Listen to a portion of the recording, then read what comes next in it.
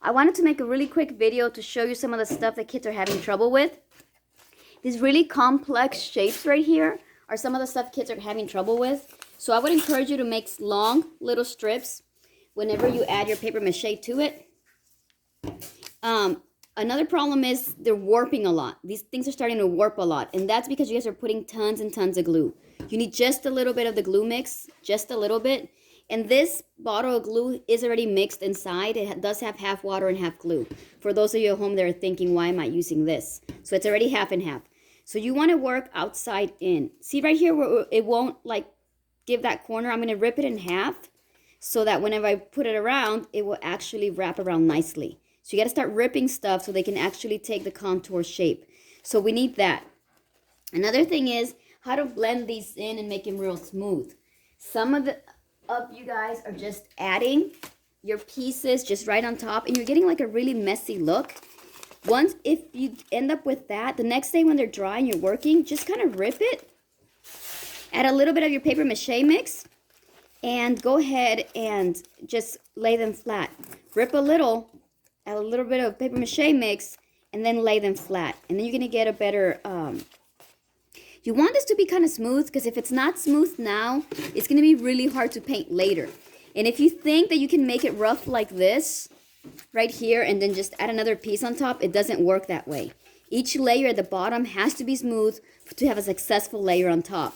So remember, if you have stuff like this going on, kind of just rip it. Rip it a little more here. Add your paper mache mix. Make them flat. And that way you can blend some of your papers in. You don't want to just lay it. You actually want to kind of, I guess, press them in so you can have a nice smooth area. Okay. Now the next step, some of you are wondering, when you have about 3 layers of all the colored stuff, you need to start using just white. Here, they have already started just with the white, so you need just 1 white layer on your whole thing. It's going to be much easier to paint and for you to get nice things going on. So just 1 white layer. Just 1 white layer on your whole thing, and then you're ready to start painting. These round parts right here are getting a little complicated for some of the kids because they're using big pieces. It's really important that you actually use tiny, tiny little pieces, even this little, for areas like that you want to get a lot of detail. So you're going to start using some tiny, tiny little pieces so that you can start keeping your shape.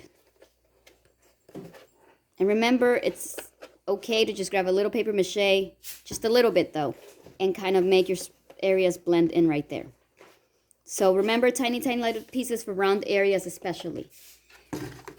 I want you guys to use paper mache and kind of go into the top a little bit. A lot of you are getting a really rough, weird edge at the top. So as you paper mache, make sure you're using a little bit longer pieces that actually fold across the top. Now, after you're done paper macheing, what's your next step? Your next step is to draw. So you're going to get a pencil. You're going to look at your inspiration that you did, your reference images. You're going to look at your color schemes. You're going to look at your old totem poles, just all the research that you did. And once your piece is all white, you're going to grab a pencil and you're going to start drawing your design on here. This is one of the students, so I'm not going to draw on it. But you know, if like they were doing nature, they could start doing their waterfall, they could start doing their vines, they could start doing their flowers. If they were doing sports, they could like, if this was a football one, they could start the yard lines going across here with like white stripes. So they can start doing like, 40, 50, 60, whatever they want here. Maybe like a field goal on it. So they can start whatever they need. So that's the next step, you draw. The last step is really look at your color schemes. You can't just grab blue and start painting this blue. We looked at color schemes. You got to go back to your original learning and start deciding where each color scheme goes. After you draw, then you can start painting. Remember, I'm going to make another video about color schemes and color mixing. So if you are on track, you should be adding your white layer today or tomorrow of just paper mache. And then the next day, you should be drawing, which would be kind of like Friday. So that next week, Monday and Tuesday, you're still drawing, maybe finishing. And then by Wednesday, you're actually painting. And you paint maybe Tuesday, Wednesday, Thursday, and Friday. And then your project will be due Friday. I know that on Canvas it says it's due like this week, Friday. But I noticed a lot of your work and you guys need an extra week. Those of you that are already done, you kind of just have a week off, I guess, because you guys moved really fast. Just make sure you go into Canvas and do your attendance every day. Thank you.